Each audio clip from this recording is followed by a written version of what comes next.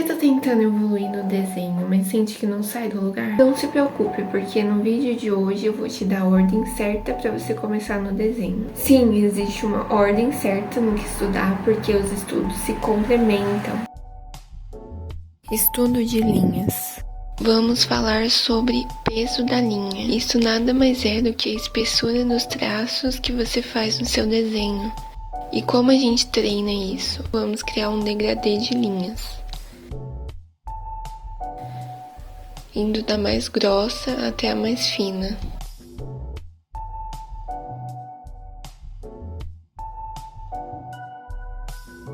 Então, nesse primeiro exercício, a gente vai criar 3 grupos de linha, uma mais forte,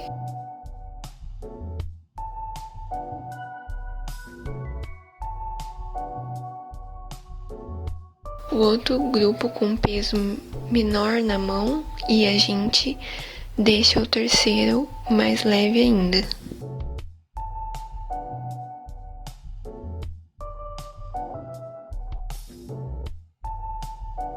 E esse exercício ajuda a gente a ter uma consistência no nosso traço.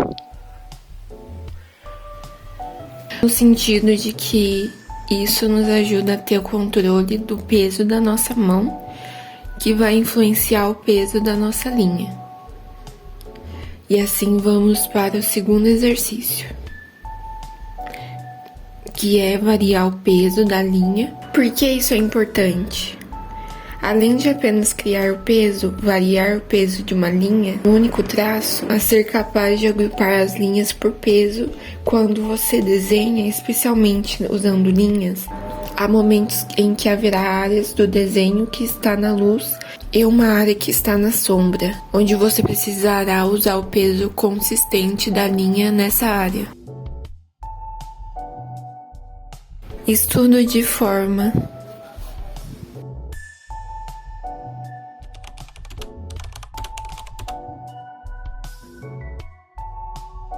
Quando você domina o fundamento da forma, você consegue desenhar praticamente qualquer coisa, porque tudo pode ser representado por uma forma. Praticamos formas mais rígidas para representar objetos como esse sofá que você está vendo aí, que são um conjunto de formas quadradas, poderá ser representado assim, dessa forma. Podemos cortar essas formas também, como a orelha desse urso de pelúcia, que é como se fosse a metade de um círculo. Podemos também manipular essas formas. Por exemplo, você pode ver a coxa dessa mulher.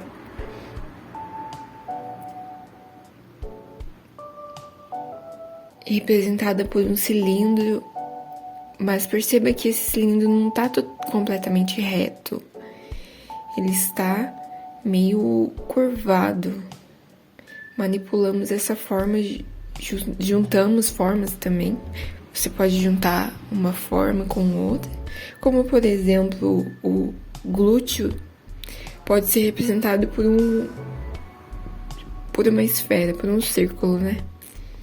E essas formas juntas, se você apagá-las e deixar só o contorno, você verá uma forma mais deformada, que são as formas orgânicas, né?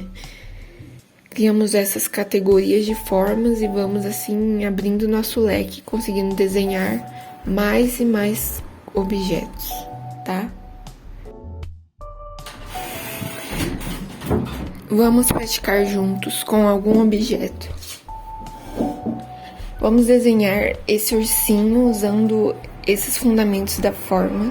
A cabeça, né, pode ser representada por um círculo. Acho que isso fica bem claro aqui.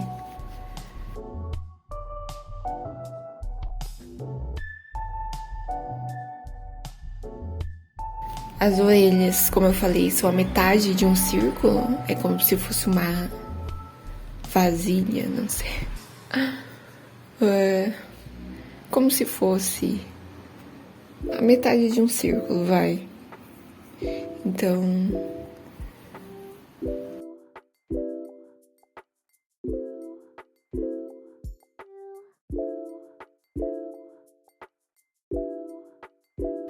Tem os olhos, que também são círculos, basicamente.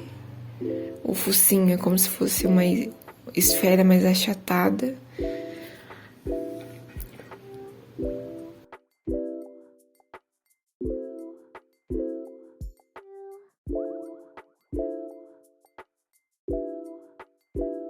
O corpo dele dá para ser representado por um quadrado.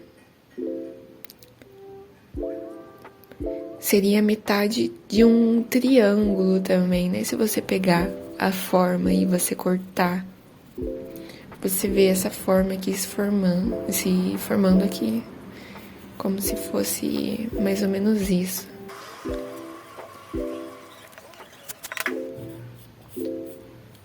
Os braços podem ser representados por cilindros, mas de uma forma mais manipulada, você vê ali. É como se ele estivesse indo mais para trás ali, é como se estivesse em perspectiva.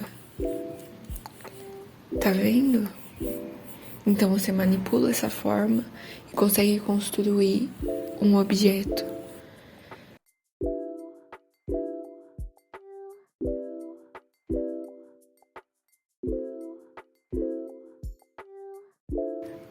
As patinhas são círculos também, ali são 2 círculos.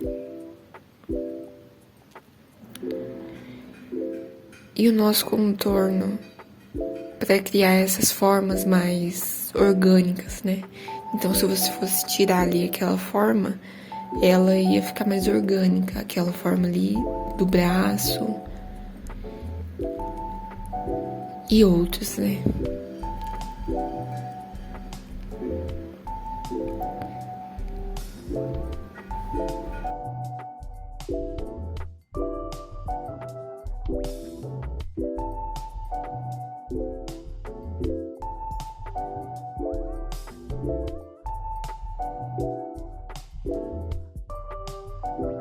Estudo de sombra.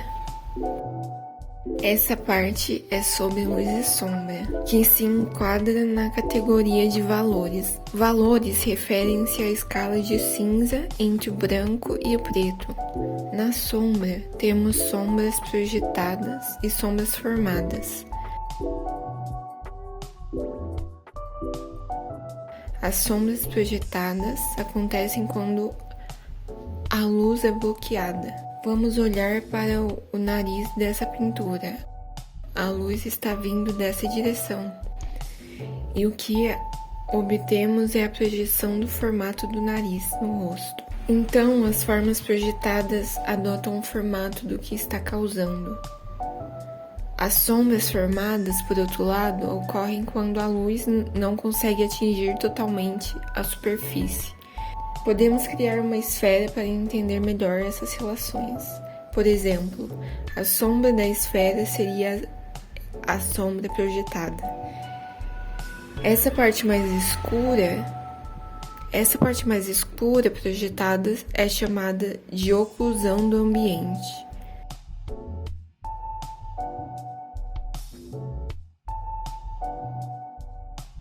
A gente está representando aqui a esfera como se estivesse uma superfície. Aquela sombra ali é a sombra projetada. A luz que tem mais luz, né, ali que está sendo o foco da onde está vindo a lâmpada.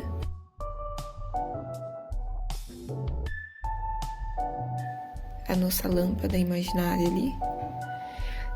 Essa luz mais clara no objeto se chama highlight.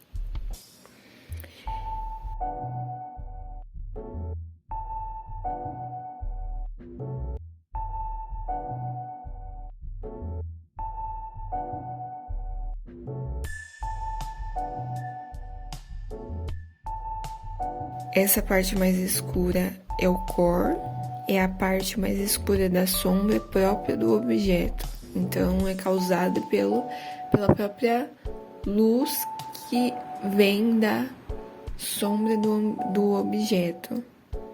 Tá? Então, não sei se deu para entender.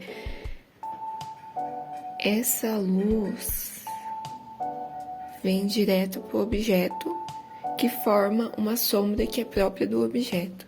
E aquela parte vai ficar uma parte mais clara embaixo, e você pode se perguntar, ué, mas aí não é sombra? Porém, tem uma coisa. Aqui também é sombra, não tá totalmente branco, tá? Não é uma luz, é uma sombra ainda. Porém, quando a luz bate no objeto, reflete na nossa mesa imaginária aqui e reflete no objeto, então essa parte fica mais clara. Então, esse é o reflexo. Então, essa é a luz refletida, tá? Então, essa sombra vai ficar mais clara, porque isso acontece. A luz bate na mesa, bate no objeto e reflete. Dito isso, agora que nomeamos as sombras, as luzes, vamos aos exercícios. A gente pode criar um degradê com esse retângulo aí que vocês estão vendo. Então, você vai treinar o peso da sua mão. A gente pode fazer círculos para fazer isso também, ou nas próprias formas, né? E imaginar como que esse reflexo se comporta nessas formas, né? A gente pode treinar essa visão aí com esses exercícios. Espero que esse vídeo tenha ajudado você de alguma forma. Se você quer evoluir no desenho ainda mais, confira os links da descrição.